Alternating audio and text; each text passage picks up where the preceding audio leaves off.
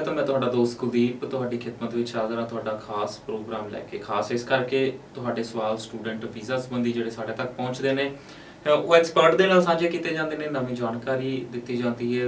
ਦੇਸ਼ ਤੋਂ ਵਿਦੇਸ਼ ਤੱਕ ਦਾ ਜਿਹੜਾ ਸਫ਼ਰ ਉਹਨੂੰ ਸੁਖਾਲਾ ਕਰਨ ਦੀ ਕੋਸ਼ਿਸ਼ ਕੀਤੀ ਜਾਂਦੀ ਹੈ। ਡਾਊਟ, ਕਨਫਿਊਜ਼ਨ, ਹਰਡਲ ਨੇ ਜਿਹੜੀਆਂ ਉਹਨਾਂ ਨੂੰ ਦੂਰ ਕੀਤਾ ਜਾਂਦਾ ਹੈ। ਇਸੇ ਤਹਿਤ ਵੈਸਟਰਨ ਓਵਰਸੀਜ਼ ਤੋਂ ਪ੍ਰਦੀਪ ਵਾਲਿਆਂ ਨੂੰ ਇੱਕ ਵਾਰ ਫਿਰ ਤੋਂ ਸੱਦਾ ਦਿੱਤਾ ਗਿਆ, ਸੱਦਾ ਕਬੂਲ ਕੀਤਾ ਉਹਨਾਂ ਨੇ। ਕਾਫੀ ਬਿਜ਼ੀ ਸ਼ੈਡਿਊਲ ਸੀ, ਸੋ ਸਵਾਗਤ ਕਰ ਲਈ ਪ੍ਰਦੀਪ ਜੀ, ਬਹੁਤ ਬਹੁਤ ਸਵਾਗਤ। ਥੈਂਕ ਯੂ ਜੀ, ਥੈਂਕ ਯੂ। ਸੋ ਚੰਦ ਕੁ ਮਿੰਟ ਦਾ ਜਿਹੜਾ ਸਮਾਂ ਪ੍ਰਦੀਪ ਜੀ ਮੇਰੇ ਨਾਲ ਬਣੇ ਰਹਿਣਗੇ। ਕੋਈ ਵੀ ਸਵਾਲ ਤੁਹਾਡੇ ਜ਼ਿਹਨ ਦੇ ਵਿੱਚ ਇੱਕ ਨੰਬਰ ਫਲੈਸ਼ ਕੀਤਾ ਜਾਂਦਾ ਹੈ ਵੈਸਟਰਨ ਓਵਰਸੀਜ਼ ਦਾ, ਉਹ ਨੰਬਰ 24 ਘੰਟੇ ਜਿਹੜਾ ਵਰਕਿੰਗ ਦੇ ਵਿੱਚ ਰਹਿੰਦਾ। ਤੁਸੀਂ ਕਿਸੇ ਵੇਲੇ ਕਾਲ ਕਰ ਸਕਦੇ ਹੋ। ਪ੍ਰਦੀਪ ਜੀ ਨੂੰ ਮਿਲਣਾ ਚਾਹੁੰਦੇ ਹੋ, ਅਪਾਇੰਟਮੈਂਟ ਲਈ ਜਾ ਸਕਦੀ। ਫੇਸਬੁੱਕ ਜ਼ਰੀਏ ਜੁੜ ਕੇ ਵੀ ਸਵਾਲ ਸਾਂਝਾ ਕਰ ਸਕਦੇ ਹੋ। ਵੈਸਟਰਨ ਓਵਰਸੀਜ਼ 172 ਫੇਸਬੁੱਕ ਪੇਜ ਨੂੰ ਲਾਈਕ ਕਰਕੇ ਜੁੜ ਸਕਦੇ ਹੋ। ਕੈਨੇਡਾ ਤੋਂ ਸ਼ੁਰੂ ਕਰਾਂਗਾ। ਅੱਜ ਆਫਰ ਲੈਟਰ ਦੀ ਗੱਲ ਕੀਤੀ ਜਾ ਰਹੀ ਹੈ। ਕੋਈ ਕਹਿ ਰਿਹਾ ਇੱਕ ਆਫਰ ਲੈਟਰ ਮੰਗਾ ਲਓ, ਕੋਈ ਕਹਿ ਰਿਹਾ 2 ਮੰਗਾ ਲਓ, ਕੋਈ ਦੱਸ ਰਿਹਾ ਆਫਰ ਲੈਟਰ ਦੀ ਕੋਈ ਫੀਸ ਨਹੀਂ, ਕੋਈ ਆਫਰ ਲੈਟਰ ਦੇ ਵੀ ਪੈਸੇ ਚਾਰਜ ਕਰ ਰਿਹਾ। ਕੀ ਬੱਚਾ ਇਹ ਸਾਰੀਆਂ ਆਫਰ ਲੈਟਰਸ ਇਕੱਠੀਆਂ ਕਰ ਲੈ, ਜੇ ਕਰ ਲੈਂਦਾ ਤਾਂ ਕੀ श्योरिटी है कि 2 महीने बाद या 3 महीने बाद भी जो बच्चा रिक्वायरमेंट पूरी करता था वो सीट बच्चे को मिलेगी या नहीं मिलेगी? कुलदीप जी, आप कंडीशनल ऑफर लेटर की बात कर रहे हैं, जहाँ तक स्टूडेंट समझ पा रहे हैं या मैं समझ पा रहा हूँ। तो अब डिपेंड करता है, क्योंकि आज की डेट में आपको भी पता है कि 90% स्टूडेंट्स कनाडा की जा रहा है। तो ये एक बहुत बड़ा क्वेश्चन है कि स्टूडेंट्स को इनटेक मिलेगा या नहीं मिलेगा। तो रिक्वेस्ट यही रहेगी, स्टूडेंट को सजेशन यही रहेगा कि भाई अगर आप कंडीशनल ऑफर लेटर अप्लाई कर सकते हो तो ज़्यादा बेटर है। आप 1 करो 2 करो ये आप पे डिपेंड करता है, लेकिन 2 कर लोगे तो भी बुरी प्रॉब्लम नहीं है, बढ़िया चीज़ है। क्योंकि सपोज करो कि एक में आपके कंडीशन मीट नहीं करती तो हो सकता है दूसरे में मीट कर जाए, तो डिपेंड करता है। बच्चे ने परसेंटेज घट है ਉਹਨੂੰ ਵੀ ਦੱਸਿਆ ਜਾਣਾ ਤੂੰ ਕੰਡੀਸ਼ਨਲ ਆਫਰ ਲੈਟਰ ਅਪਲਾਈ ਕਰ ਲੈ, ਜਿਹੜਾ ਲੱਗ ਵੀ ਰਿਹਾ ਸ਼ਾਇਦ ਆਇਲਸ ਕਰ ਪਾਏਗਾ ਸ਼ਾਇਦ ਨਹੀਂ ਕਰ ਪਾਏਗਾ, ਉਹ ਕੰਡੀਸ਼ਨਲ ਆਫਰ ਲੈਟਰ ਤੇ ਵੀ ਪੈਸੇ ਅੱਜ ਲਾ ਰਿਹਾ ਬੱਚਾ। तुसी की सही मानते हो इस चीज़? देखो, ये आज की डेट में इंडस्ट्री में एक ही चीज़ चल रही है, that is Canada. Mostly consultant आज की डेट में कनाडा के गुण गा के, कनाडा के नाम के एडवर्टीजमेंट करके पैसे कमा रहे हैं। तो ये एक ऐसे स्टूडेंट्स को हम कभी भी इंटरटेन नहीं करते। कभी भी ऐसे स्टूडेंट्स को हम ये नहीं बोलते कि भाई अगर आपकी परसेंटेज कम है तो आप अपने पैसे ख़राब करो कनाडा के लिए। तो हम उनको बोलते हैं कि बेटा आपकी एलिजिबिलिटी यहाँ नहीं बनती तो किसी और कंट्री में देख लो। तो लेकिन 5 उंगली बराबर नहीं है। हर एक कंसल्टेंट्स का अपने काम करने का तरीका, अपना एथिक्स है। लेकिन मैं आप वेस्टर्न ओवरसीज़ के बारे में गारंटी दे सकता हूँ कि जी आप यहाँ पर मिसगाइड नहीं हो सकते। यहाँ इस बात की श्योरिटी है, जी आप पाओगे तो आपको जेन्युइन गाइडेंस मिलेगी। यहाँ अगर आप पाओगे तो आपके करियर के बारे में सोचा जाएगा। हम इस बात में बिलीव करते हैं कि आपका करियर बनता है तो हमारा करियर। थोड़ा जिहा आइल्स ਦੇ ਟੌਪਿਕ ਨੂੰ ਇੱਥੇ ਛੇੜਾਂਗੇ। ਤੁਸੀਂ ਦੇਖ ਲੈਂਦੇ ਹੋ ਵੀ ਆ ਬੱਚਾ ਆਇਲਸ ਕਰ ਸਕਦਾ ਹੈ। ਇਹ ਰਿਕੁਆਇਰਮੈਂਟ ਮੇਨ ਤਾਂ ਆਇਲਸ ਹੀ ਹੁੰਦਾ ਕਿ ਪਰਸੈਂਟੇਜ ਚਲੋ ਬੱਚੇ ਦੀ ਆ ਗਈ, ਚਾਹੇ 55% ਨੇ 60 ਨੇ 65% ਨੇ, ਉਹਨੂੰ ਆਇਲਸ ਦੀ ਕੀ ਰਿਕੁਆਇਰਮੈਂਟ ਤੁਸੀਂ ਦੇਖ ਲੈਂਦੇ ਹੋ ਵੀ ਇਹ ਬੱਚਾ ਆਇਲਸ ਕਰਕੇ ਰਿਕੁਆਇਰਮੈਂਟ ਪੂਰੀਆਂ ਕਰ ਲਏਗਾ, फिर ਤਾਂ करके कंडीशनल ऑफर लेटर अप्लाई कर दो। सो बच्चे ਨੂੰ ਇਹ ਚੀਜ਼ਾਂ ਸਮਝਣੀਆਂ ਚਾਹੀਦੀਆਂ। जी जी जी, पक्का। और बल्कि इवन कि हम तो यहाँ पे स्टूडेंट्स को ये भी बोलते हैं अगर आपको आइल्स में कोई दिक्कत आ रही है तो आप मेरे सेंटर्स में आइए, क्योंकि मैं इस बात की श्योरिटी देता हूँ कि बच्चों को 9 बैंड की परफेक्ट प्रिपरेशन हम कराते हैं। कि भाई आप अगर 7 बैंड लेना चाहते हैं तो अगर हमारे तरीके से आप एफर्ट्स करेंगे तो आप 7.5 भी ले लोगे, 8 भी ले सकते हो। तो रिक्वेस्ट है एक बार ज़रूर आइए, डेमो क्लास लीजिए, चाहे वो चंडीगढ़ है, अम्बाला है, कुरुक्षेत्र है, करनाल है। इस बात की श्योरिटी है कि आपको सेटिस्फेक्शन मिलेगी। और एक आइल्स ही फर्स्ट स्टेज होती है। आइल्स में अगर चंगा स्कोर आता है तभी आपका वीज़ा लगता है। कई बच्चे ऐसे वीक आते हैं जिनकी परसेंटेज कम होती है, ओवरऑल परसेंटेज 50%, 52%, 55%, हम उसको बिलो एवरेज स्टूडेंट मानते हैं। ऐसे स्टूडेंट में हम बहुत एफर्ट्स करते हैं, उनको मोटिवेट करते हैं कि ट्राई टू गेट 6.5 बैंड और 7 बैंड, और ऐसे बच्चे स्कोर ले लेते हैं। कई बार ऐसा होता है कि मेजर सब्जेक्ट्स में मैथ में 48 आ गया, 38 आ गए, 35 आ गए और 36 है, या इकोनॉमिक्स में कम है, या फिजिक्स में कम है, या किसी में केमिस्ट्री में कम है। तो ऐसे स्टूडेंट्स को हम हमेशा मोटिवेट करते हैं और ऐसे स्टूडेंट्स को अपने सेंटर में डाल के उसको एक हार्डवर्क कराते हैं।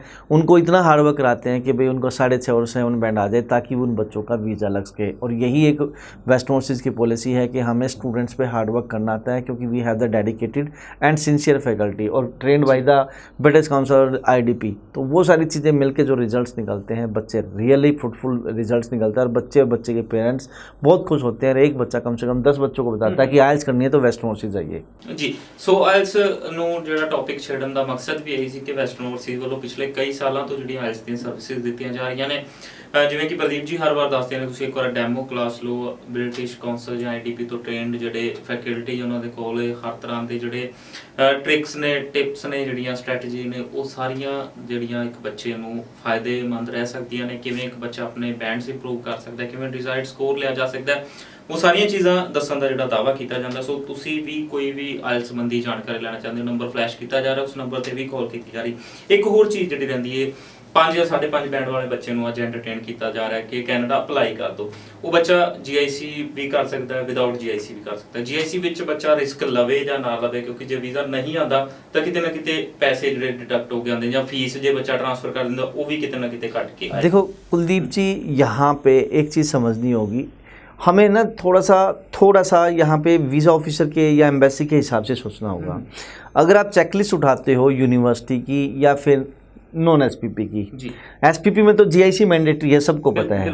अगर आप कोई बच्चा यूनिवर्सिटी में जाता है या नॉन SPP में जाता है तो वहाँ पे चेकलिस्ट में एक चीज़ लिखी जाती है, GIC is the preferred option. Preferred option का मतलब कि भाई हम चाहते हैं कि बच्चा, एम्बेसी कहती है कि हम चाहते हैं कि बच्चा GIC ले, मतलब $10,200 ट्रांसफ़र करे। और अल्टरनेट है दैट इज़ एजुकेशन लोन, चाहे यूनिवर्सिटी में डाल लो चाहे वो नॉन SPP में डाल लो। तो आप इस बात से खुद सोचो कि प्रेफर्ड ऑप्शन जहाँ लिखा हो, इट मीन्स एम्बेसी भी इस चीज़ में बिलीव करती है कि स्टूडेंट जो GIC जो लेगा, जो फीस जो अपना लिविंग कॉस्ट ट्रांसफ़र कराएगा, इट मीन्स वो कहीं ना कहीं जेन्युइन होगा और वो पढ़ेगा। तो मैं रिकमेंड करूँगा कि अगर आप इतना बड़ा रिस्क ले रहे हैं तो GIC के साथ लें। GIC के साथ लेने का पर्पज़ ये है कि कम से कम 10, 20, 25, 30% वेटेज ज़्यादा हो जाती है फाइल में कि बच्चा यार जेन्युइन है। 5.5 बैंड है, नो प्रॉब्लम, 60-70% मार्क्स हैं। अगर GIC नहीं लेता, वो एजुकेशन लोन लेटर लगाता है, मैं ये नहीं कहता वीज़ा रिजेक्ट होगा, लेकिन वीज़ा ऑफिसर अगर GIC लेता है तो वीज़ा ऑफिसर ये चीज़ जरूर सोचता है कि बच्चा रियली में जेन्युइन है और बच्चा पढ़ना चाहता है। दैट इज़ द रीज़न उसने लिविंग कॉस्ट ट्रांसफ़र की है। तो I will go for the GIC। जी, ਤੁਸੀਂ ਜਿਵੇਂ GIC ਦਾ ਪੱਖ ਲੈ ਰਹੇ ਹੋ ਕਿ ਬੱਚਾ GIC ਦੇ ਨਾਲ ਜਾਏ, ਕਾਫੀ ਸਾਰੇ ਕੰਸਲਟੈਂਟ ਨੇ ਜਿਹੜੇ ਬੱਚਿਆਂ ਨੂੰ ਕਹਿੰਦੇ ਨੇ ਵਿਦਆਊਟ GIC कर ला, वो गेम खेलते हैं, वो गेम खेलते हैं जी। वो ये चीज़ क्यों नहीं देख रहे कि जो उस पर चेकलिस्ट पर लिखा हुआ है preferred option is GIC, preferred option से ही आप समझ जाओ कि वो मतलब चाहते हैं कि GIC ले। तो ये एजेंट्स फिर वो पैकेज करते हैं और क्योंकि पहला कोई पैसे नहीं, पैकेज ये वो जो पैकेज करते हैं ना, जो लोग पैकेज करते हैं वो GIC वाले पैसे अपनी जेब में डाल जाते हैं। वो बोलते हैं जी हम आपको फर्स्ट सेमेस्टर की फ़ीस दे देंगे और या टिकट दे देंगे, उसके बाद आपका सब कुछ अपना। तो एक बच्चा जो इंग्लिश कोर्स के साथ जा रहा है तो इंग्लिश कोर्स की फ़ीस पे कर दी, GIC वाली जेब में आ जाती है, चाहे वो 20 लाख है, चाहे 25 लाख है, चाहे 15 लाख है, चाहे 17 लाख है। तो इस तरह से वो कंसल्टेंट, वो एजेंट जान पूछ के GIC प्रेफर्ड ऑप्शन नहीं बोलते, GIC को प्रमोट नहीं कर रहे, क्योंकि उनको लगता है कि 10 में तुक्के तो 1-2 का ही लगना है, सबका तो वीज़ा आना नहीं है। तो वीज़ा अगर लगेगा तो वो 5 लाख 5 लाख रुपये उसकी जेब में, कंसल्टेंट की जेब में जाते हैं। अगर वो बच्चा पे कर देगा वहाँ तो डेफिनेटली फिर ये होगा कि जी पैकेज में से वो चीज़ निकल जाती है। तो मैं तो यही सजेस्ट करूँगा कि GIC लोगे तो ज़्यादा बेटर है। Otherwise you can go for the with the education loan also, वो डिपेंड अपॉन यू जी। जनवरी इंटेक ਲਈ ਜਿਹੜਾ ਬੱਚੇ ਅਪਲਾਈ ਕਰ ਰਹੇ ਨੇ, ਅਜੇ ਸਤੰਬਰ ਦੇ ਵੀਜ਼ਾ ਆ ਵੀ ਰਹੇ ਨੇ, ਕੁਝ ਪੈਂਡਿੰਗ ਵੀ ਨੇ ਜਿਨ੍ਹਾਂ ਦੀਆਂ ਫਾਈਲਸ ਨੇ, ਕੀ ਕਹਿਣਾ ਚਾਹੋਗੇ ਜਿਨ੍ਹਾਂ ਨੂੰ ਦੇਰੀ ਹੋ ਰਹੀ ਹੈ ਕਿ ਇੱਕ ਡਰ ਜਿਹੜਾ ਰਿਜੈਕਸ਼ਨ ਦਾ ਬੱਚਿਆਂ 'ਚ ਬਣਿਆ ਹੋਇਆ ਵੀ ਸ਼ਾਇਦ ਰਿਜੈਕਸ਼ਨ ਆ ਸਕਦੀ ਹੈ ਜਾਂ ਪੋਜ਼ਿਟਿਵ ਰਿਜ਼ਲਟਸ ਨਿਕਲ? कुलदीप जी, पिछले 3-4 दिन में मेरे 70 to 80 वीज़ाज निकल चुके हैं अभी। मतलब 3-4 दिन में इतने पासपोर्ट हमारे वीज़ा लग के आ चुके हैं, सब के सब वीज़ाज हैं। तो रिक्वेस्ट यही है या मैं सजेशन यही देना चाहूँगा कि ये तो it's the part of life, किसी का वीज़ा आता है किसी का नहीं आता है। तो अगर नहीं आता कोई बात नहीं, नेक्स्ट सेमेस्टर में आप ट्राई कर सकते हो, लेकिन एक जेन्युइन कंसल्टेंट के साथ। देरी ਨੂੰ ਰਿਜੈਕਸ਼ਨ ਤਾਂ ਨਾ ਮੰਨਣ ਬੱਚੇ नहीं, देखो देरी का मैं कह रहा हूँ, पिछले 2 महीने से फाइलें पड़ी थी उनकी, अभी वीज़ा आए हैं। पिछले 3-4 दिन में 70 to 80 पासपोर्ट आए हैं, सबके वीज़ा लगे हैं। तो देरी का मतलब ये नहीं है कि वीज़ा नहीं आएगा इस टाइम पे। देरी का मतलब ये है, पहली बात तो पिछले 1.5 महीने से उन्होंने पासपोर्ट डिस्पैच ही नहीं किए थे। एक तो ये कि नियर बाई पासपोर्ट डिस्पैच कर रहे हैं, सेकेंडली 90% बच्चा कनाडा जा रहा है तो वर्कलोड भी बहुत ज़्यादा है। तो ये सारी चीज़ें हैं, बट इसका मतलब ये नहीं है कि भाई देरी होगी तो आपकी रिजेक्शन ही आएंगी। मतलब वर्कलोड तो माना जाएगा, ठीक है भैया, कि वहाँ पे चॉइस ऑप्शन ज़्यादा हो जाएंगे लास्ट में आके वीज़ा ऑफिसर के पास, कि भाई वो कहीं ना कहीं ये चीज़ तो ज़रूर देखेंगे कि भाई किस बच्चे की लो प्रोफाइल तो उसको वीज़ा नहीं देके जिसकी जो बच्चे की परसेंटेज अच्छी उसको वीज़ा दिया जाए। लेकिन इतना बड़ा फैक्टर्स नहीं रहेगा कि आप रिजेक्शन से आए, क्योंकि आपकी बार जो सिनेरियो टोटली डिफरेंट रहा है। पिछले 1.5 महीने से वीज़ाज नहीं निकल रहे थे, अब वीज़ाज निकलने स्टार्ट हुए हैं जी। सो कोई भी कैनेडा, खास करके कैनेडा संबंधी सवाल ਤੁਹਾਡੇ ਜ਼ਿਹਨ ਦੇ ਵਿੱਚ ਨੰਬਰ ਫਲੈਸ਼ ਕੀਤਾ ਜਾ ਰਿਹਾ ਹੈ, ਵੈਸਟਰਨ ਓਵਰਸੀਜ਼ ਨਾਲ ਕੰਟੈਕਟ ਕਰ ਸਕਦੇ ਹੋ। ਪ੍ਰਦੀਪ ਜੀ ਨੂੰ ਮਿਲਣਾ ਚਾਹੁੰਦੇ ਹੋ ਨੇੜਲੇ ਦਫ਼ਤਰ ਵਿੱਚ, ਅਪਾਇੰਟਮੈਂਟ ਲੈ ਕੇ ਮਿਲਿਆ ਜਾ ਸਕਦਾ। ਅਪਾਇੰਟਮੈਂਟ ਲੈਣ ਦੀ ਗੱਲ ਮੈਂ ਤਾਂ ਕਰ ਰਿਹਾ, ਕਾਫੀ ਸਾਰੀਆਂ ਬ੍ਰਾਂਚਸ ਨੇ, ਸ਼ੈਡਿਊਲ ਕਾਫੀ ਬਿਜ਼ੀ ਰਹਿੰਦਾ, ਸੋ ਤੁਸੀਂ ਫੋਨ ਕਰਕੇ ਪੁੱਛ ਸਕਦੇ ਹੋ ਕਿਹੜੇ ਦਿਨ ਕਿੱਥੇ ਅਵੇਲੇਬਲ ਰਹਿਣਗੇ, ਕਿੱਥੇ ਤੁਸੀਂ ਮਿਲ ਸਕਦੇ ਹੋ, ਕਿੱਥੇ ਜਾਣਕਾਰੀ ਲੈ ਸਕਦੇ ਹੋ, ਤਾਂ ਜੋ ਤੁਹਾਡਾ ਵੀ ਸਮਾਂ ਨਾ ਖਰਾਬ ਹੋਵੇ, ਸਰ ਦਾ ਸਮਾਂ ਵੀ ਨਾ ਖਰਾਬ ਹੋਵੇ। 2-3 ਮਿੰਟ ਦਾ ਸਮਾਂ ਬਚਿਆ। ਕੈਨੇਡਾ ਵਾਲੇ ਬੱਚੇ ਜਿਹੜੇ ਹੁਣ ਜਨਵਰੀ ਲਈ ਅਪਲਾਈ ਕਰਨਗੇ, ਕੀ ਖਾਸ टिप्स देना चाहोगे, की खास कहना चाहोगे? देखिए जी, आज की डेट में आपको भी पता है हर एक बच्चे का ड्रीम है कि वो कनाडा जाना चाहते हैं। तो मेरी टिप्स तो यही है कि जी पूरी परफेक्ट प्रिपरेशन के साथ आप चलिए। आपकी परसेंटेज अच्छी हो, बैंड स्कोर कोशिश करो, क्योंकि परसेंटेज तो जो हो चुका है वो हो चुका है।